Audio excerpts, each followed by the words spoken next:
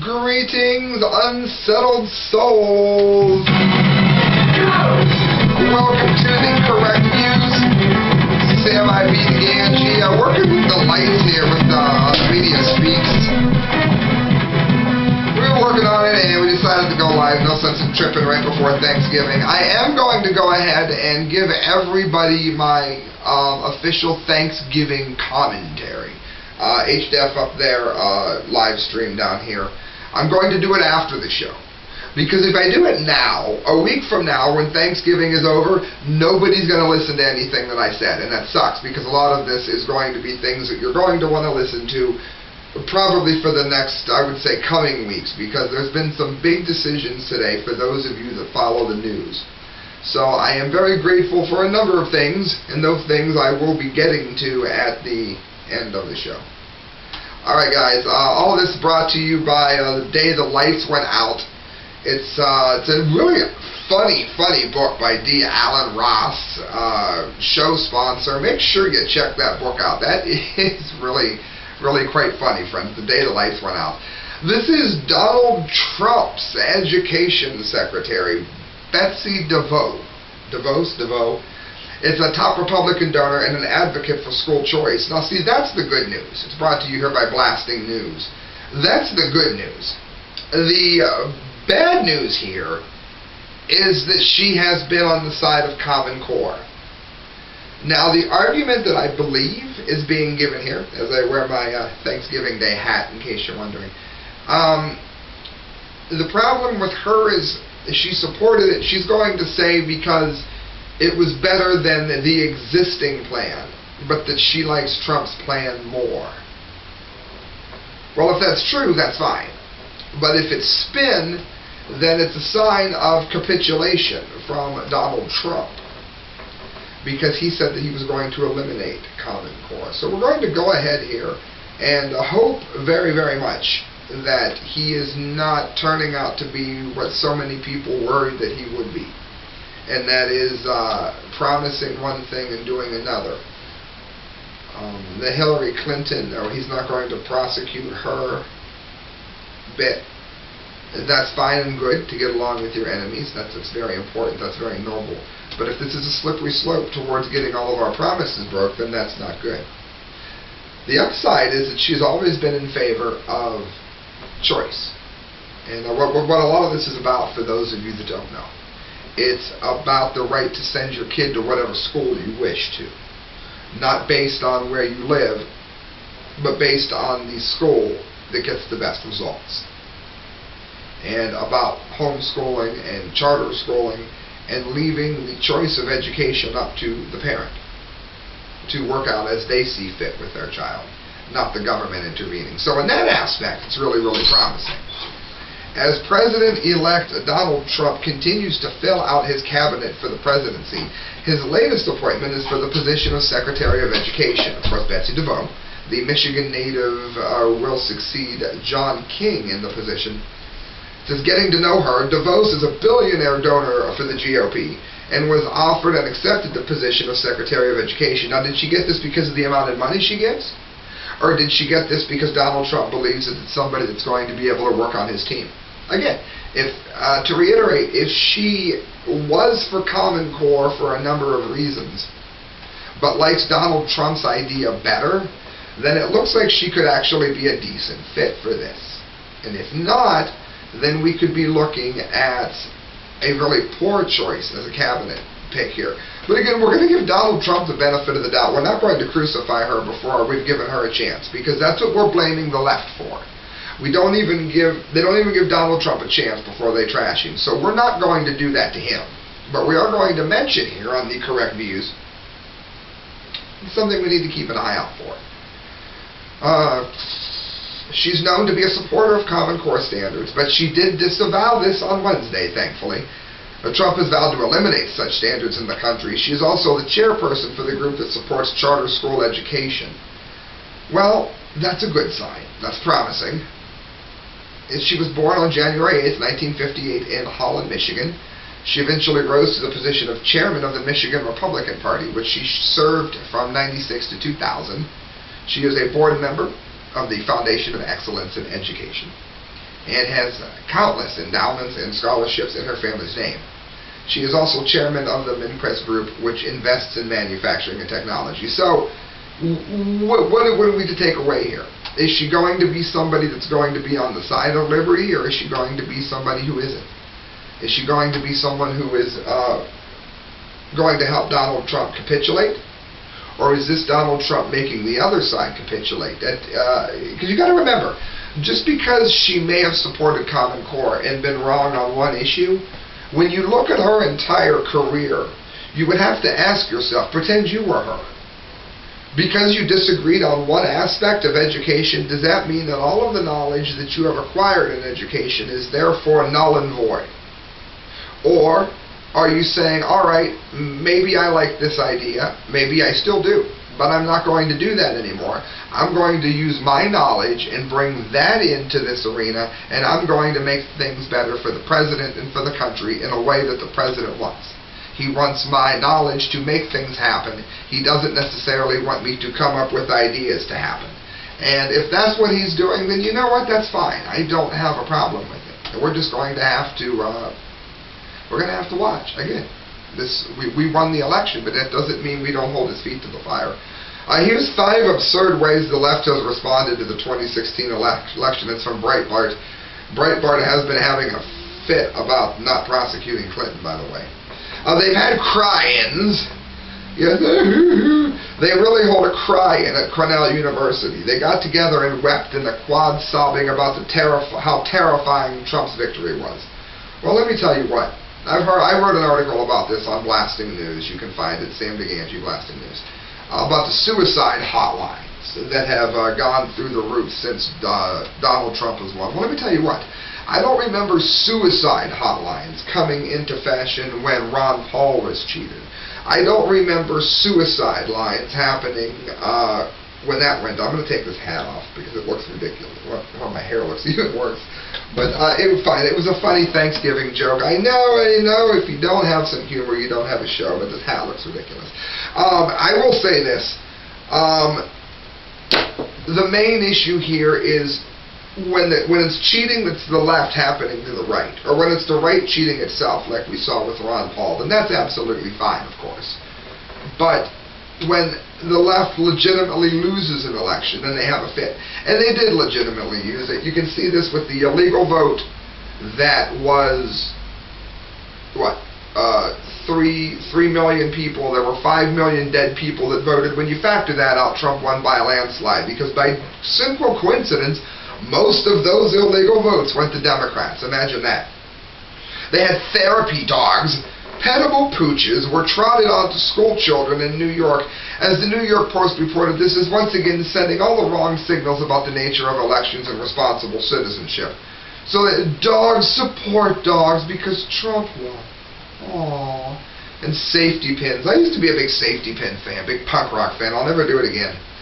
They became the new badge of aggrieved loser status, accompanied by the kind of social media hashtag campaign that the Obama administration would occasionally substitute for foreign policy.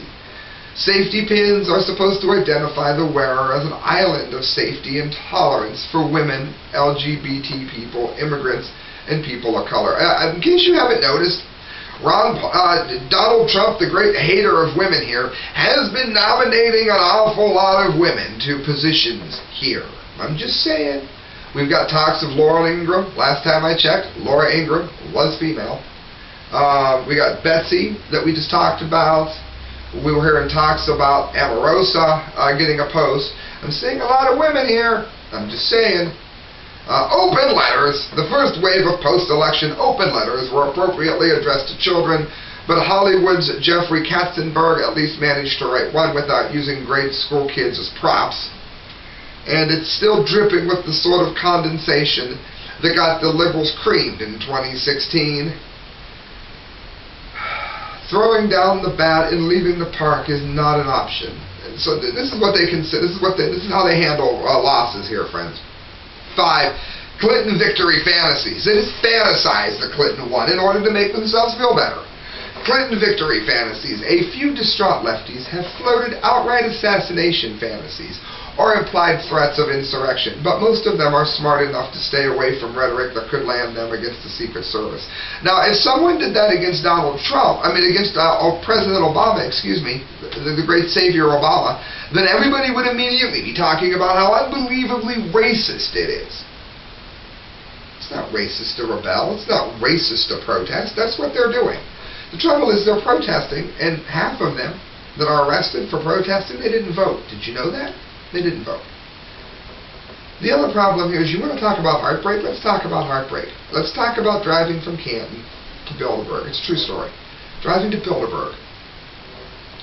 The passion and fire and drive that the people displayed at Bilderberg were absolutely astounding. And then we come home, and Rand Paul has endorsed Mitt Romney. This is after it was publicly acknowledged that Ron Paul was cheated out of Iowa, largely by his own party. That completely derailed his run for the entire rest of the pre-election season and doomed his election. Why don't you get sad over that? Why don't you get sad over cheating? Okay, how about not a legitimate win? And friends, that brings us to the DUMBDEE of the day.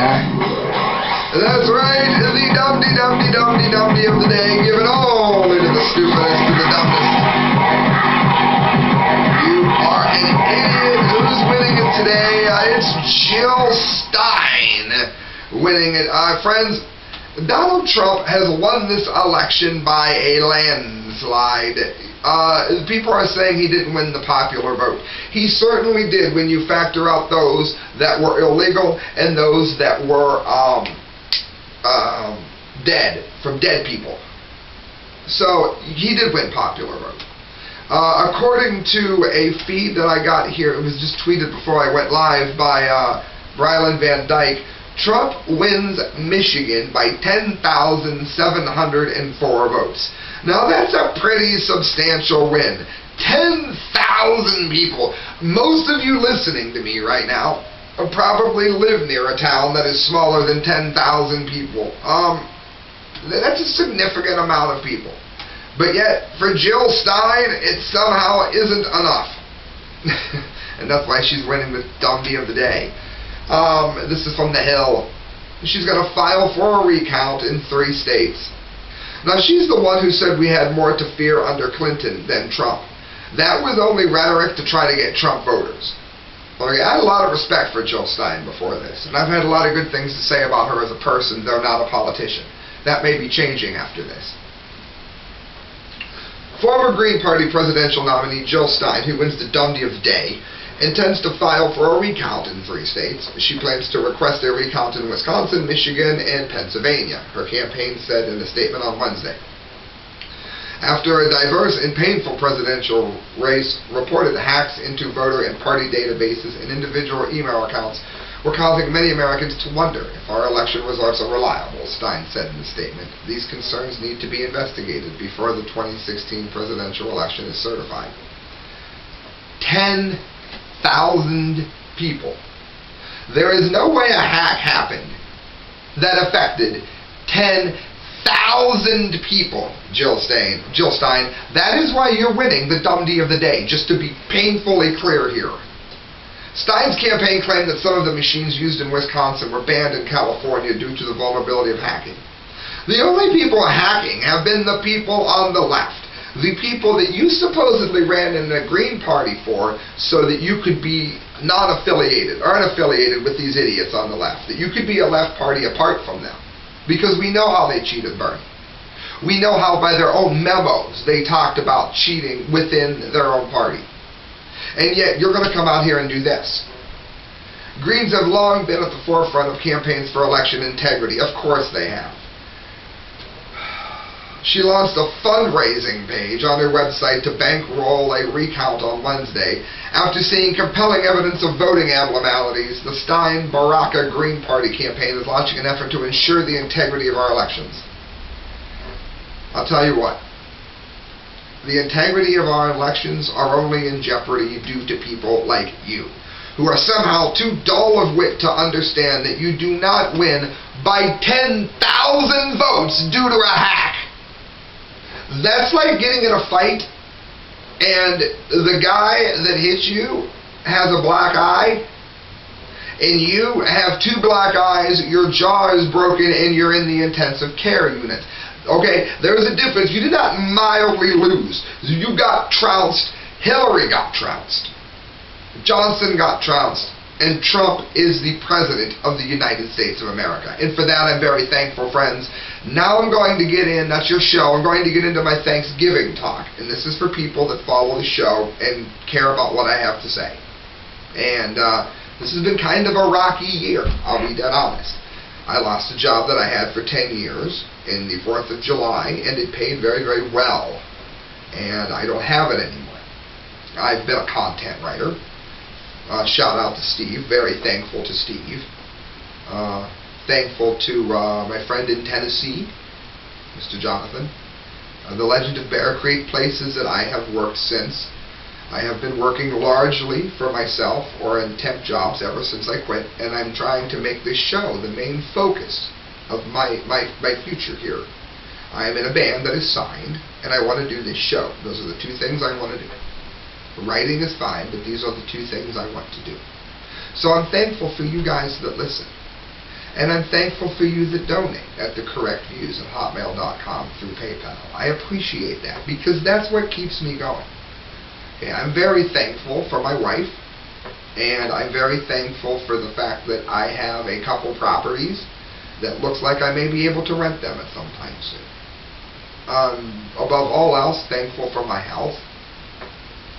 And for you guys watching, for you guys to take the time to make sure that I have a show to begin with. It's been a good year for a number of things. We got press credentials this year at the Trump rally. That's a big score. Now it's just a matter of getting all of you engaged.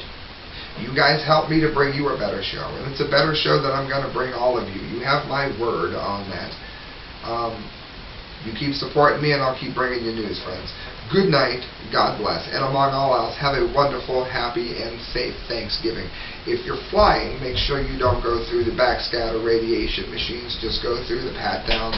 Those things can be toxic. If you don't believe me, look up backscatter radiation machine, airports, cancer. Don't do it before you eat. It's grisly.